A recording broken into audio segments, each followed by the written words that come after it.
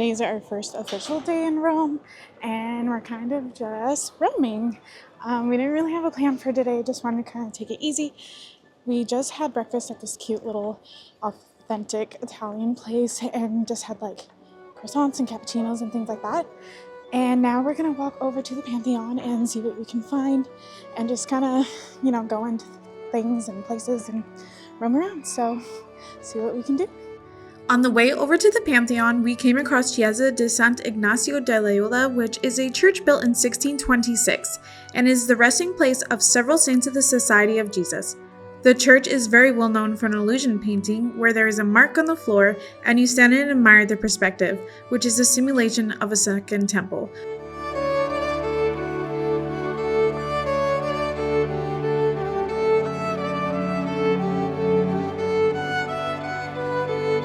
We made it to the Pantheon and it was actually free today. I think it's €5 usually, but oh my god, this building is amazing. There's the ceiling, so I guess when it rains it just falls into the place.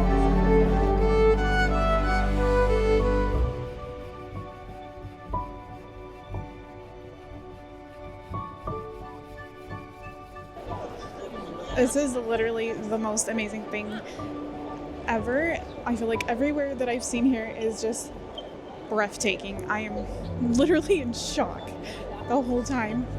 As we continued to walk, we also came upon the Spanish Steps. The Spanish Steps are a famous 18th century staircase connecting the Piazza di Spagna at the bottom with the Trinita de' Monti church at the top. Built in 1725, the 135 steps were designed to link the Spanish embassy with the church. As we headed to Trastevere, we caught a glimpse of the Circus Maximus, which was an ancient Rome chariot racing stadium. Trastevere is one of Rome's most charming and colorful neighborhoods, full of authentic food and known for its nightlife.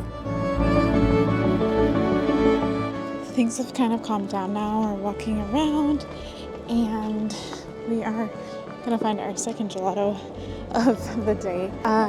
Anyways, so beautiful, so historic. I am in absolute love with Rome and Italy. For the rest of the evening, we walked over to Piazza Navona, one of Rome's most famous and lively squares built on the site of an ancient Roman stadium. It retains the oval shape of the old Stadium of Domitian, used for athletic contests in the 1st century AD. Today, it's known for its Baroque architecture, bustling atmosphere, and 3 beautiful fountains.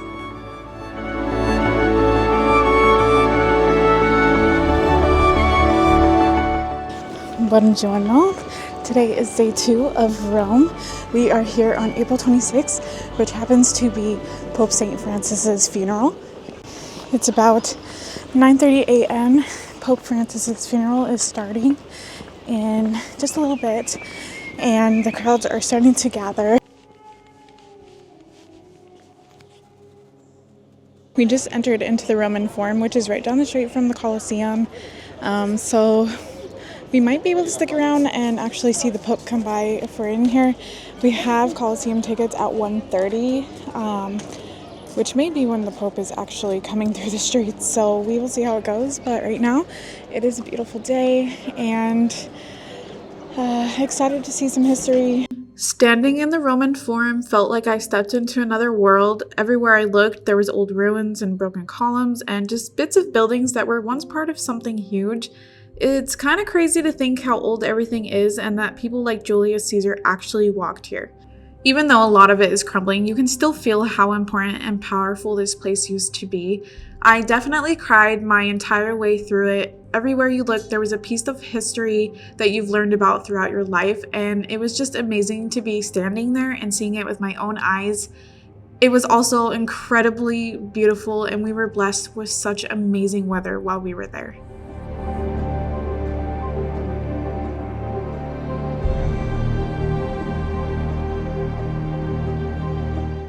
We happen to be coming out of the Roman Forum to be by the Colosseum because we have to go in there at 1:30, and obviously we have all this chaos going on out here, so we decided to sit here and watch because this is truly a historical moment.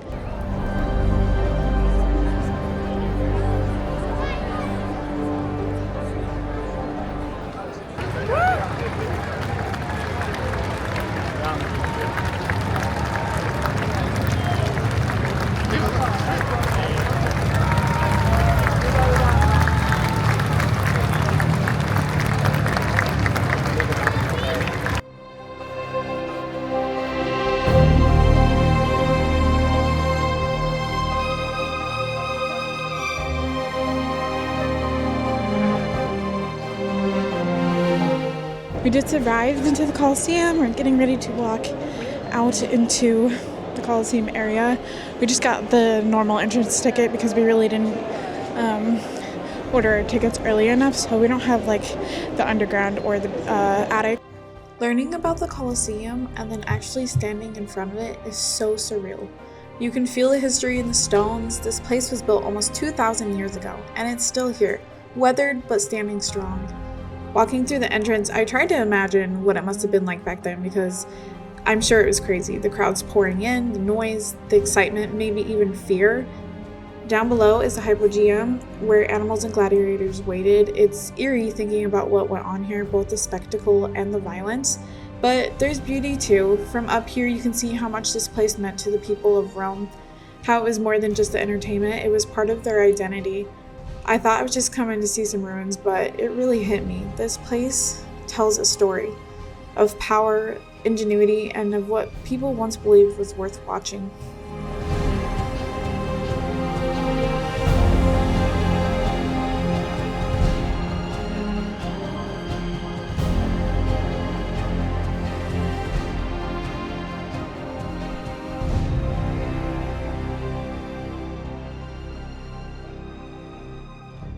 Okay, today is day 3 of Rome, and today we're actually going to take a little bit of a break from the city because it can be super overwhelming, and we are going to go to a beach that is about an hour and 45 minutes away, but usually we have to take about a 25-minute train into Rome anyway, so it kind of lessens the blow.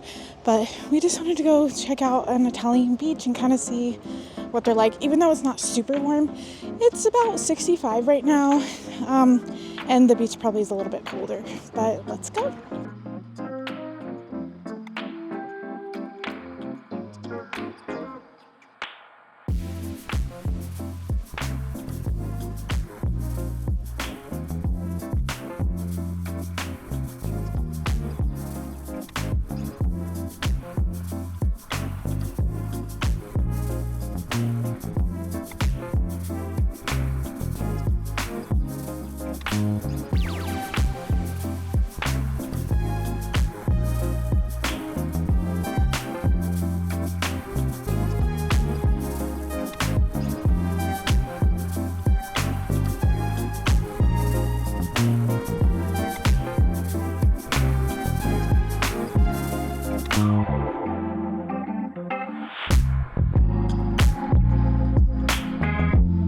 Come visit the Colosseum one more time before we left this amazing city.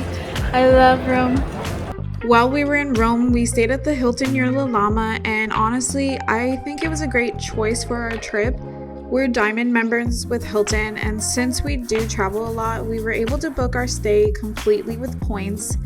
The hotel itself is very modern. I thought it was super upgraded and comfortable, and it had everything you needed after a long day. It's also really accessible, really easy to navigate, and the layout just made sense, which isn't always the case in European hotels. Plus, they did have AC. And I think one of the biggest perks is that it's right next to the Magliana train station, where you could hop on the train and be to the Colosseum or anywhere you wanted within minutes. Okay, that is it for our Rome trip. I hope that you found this video useful and found some things that will help you on your trip to Rome, where to stay, where to eat, and all those things. And I hope you have a fantastic trip. If you enjoyed this video, please give me a like, subscribe if you'd like, and I'll see you in the next one. Bye-bye.